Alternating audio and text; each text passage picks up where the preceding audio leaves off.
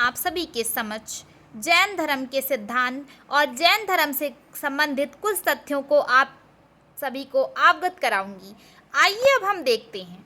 धार्मिक आंदोलन अर्थात वैदिक धर्म में आडंबरों और कर्म कांडों का समावेश होने, वैदिक ग्रंथ जैसे वेद, पुराण, उपनिषद की रचना संस्कृत में होने, वर्ण व्यवस्था तथा अस्पृश्यता यानी ब्राह्मणों द्वारा स्वयं को उच्च समझना, यज्ञों की जटिलता जैसे राजसूय यज्ञ, अश्वमेध यज्ञ के विरुद्ध 6वीं सदी ईसा पूर्व के आसपास धार्मिक आंदोलन की शुरुआत हुई। धार्मिक आंदोलन की शुरुआत कब हुई थी? 6वीं सदी ईसा पूर्व के आसपास हुई थी। इन धार्मिक आंदोलनों में जैन एवं बौद्ध धर्म अधिक लोकप्रिय एवं चिरस्थायी रहे थे। आप जब मेरे कॉन्सेप्ट को देखेंगे तो आपके कुछ क्वेश्चन इन कॉन्सेप्ट को देखकर ही तैयार हो जाएंगे। अब मेरे वीडियो को बिना स्किप किए देखें, तभी आपको मेरा पूरा कॉन्सेप्ट समझ में आएगा। अब आइए हम देखते हैं जैन धर्म। 6वीं शताब्दी ईसा पूर्व के धार्मिक आंदोलनों में जैन धर्म का महत्वपूर्ण स्थान है। जैन धर्म, पहले तो आपको जैन धर्म, ठीक, तो पहले आप जैन का शब्द का मतलब समझिए कि जैन शब्द संस्कृत के जिन शब्द से बना है, जिसका अर्थ है विजेता। जिन मतलब विजेता, अर्थात वह व्यक्ति जिसने अपनी इंद्रियों पर विजय प्राप्त कर ली हो।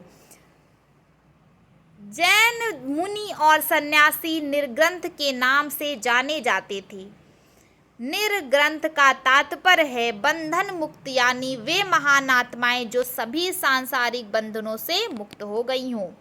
ठीक, जैन धर्म के आचार्य तीर्थंकर कहलाते थे। तीर्थंकर शब्द का अर्थ है संसार रूपी सागर से पार उतारने वाला। जैन मान्यताओं के आधार पर उनके 24 तीर्थंकर हुए हैं। जैन परंपरा के अनुसार जैन धर्म का आविर्भाव शताब्दी ईसा पूर्व के काल से बहुत पहले हो चुका था। जैन परंपरा के अनुसार जैन धर्म का आविर्भाव को मैंने कब बताया? 6वीं शताब्दी ईसा पूर्व के काल से बहुत पहले हो चुका था। महावीर स्वामी जैन धर्म के संस्थापक नहीं, अपितु 24वें एवं अंतिम तीर्थंकर थे। अक्सर लोग इसमें गलती कर देते हैं कि जैन धर्म के संस्थापक में वो स्वामी महावीर स्वामी को टिक कर देते हैं, जबकि ऐसा नहीं है। वे 24वें अर्थात अंतिम तीर्थंकर थे। ठीक, जैन धर्म के संस्थापक एवं प्रथम तीर्थंकर थे स्वामी ऋषभदेव थे। आप जब इसको देखें तो इस कॉन्सेप्ट को बहुत ही अच्छे से अपने दिमाग में बैठा लें कि 24वें एवं अंतिम तीर्थंकर थे स्वामी महावीर स्वामी जी।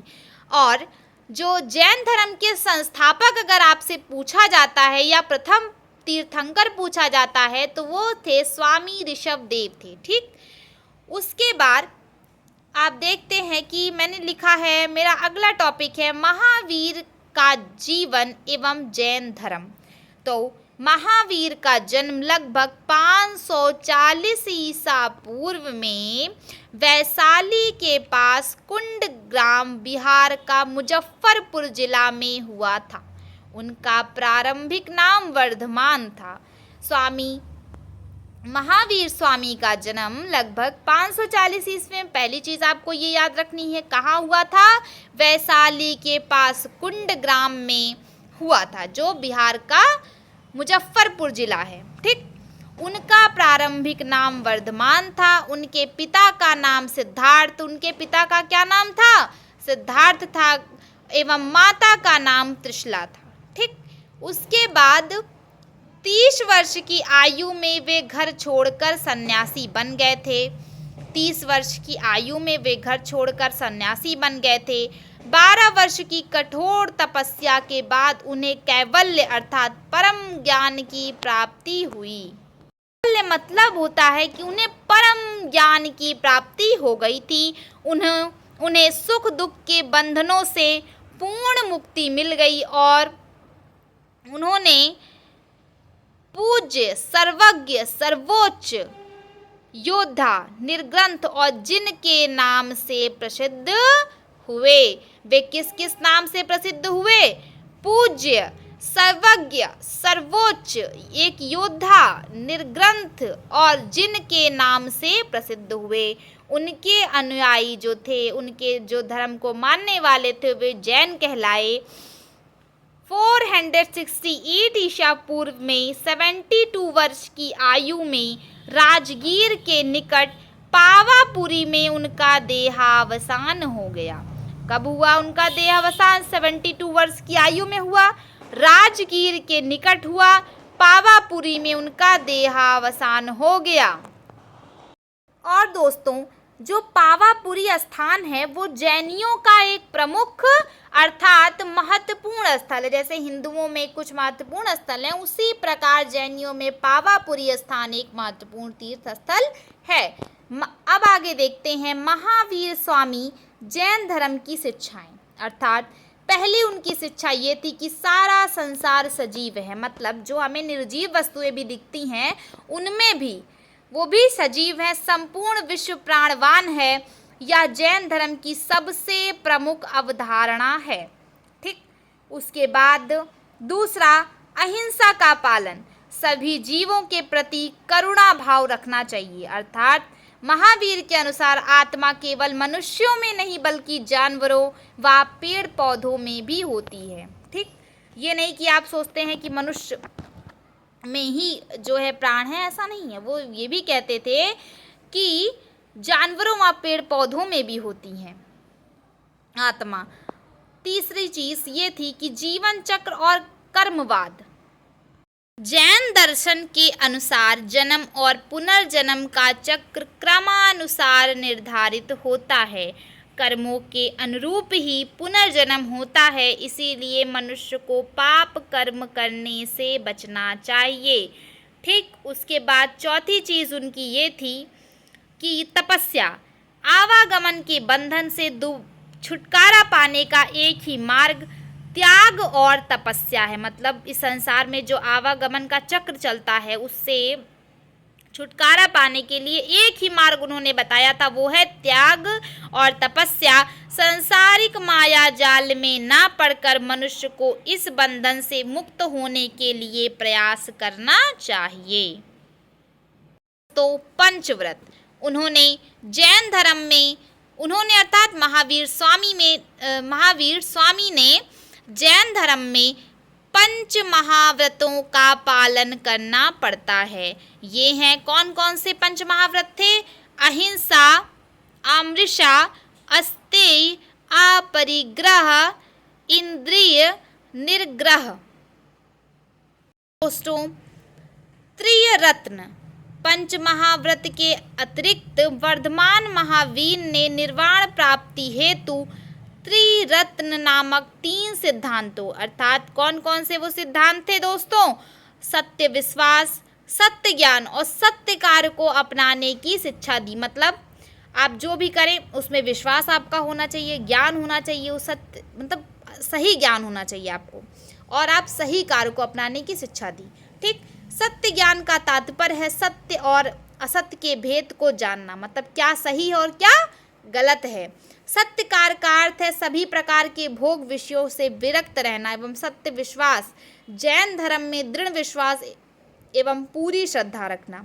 ठीक, कि जैन धर्म में जो जो चीज़ें बताई गई हैं आप उनमें पूरी श्रद्धा रखें।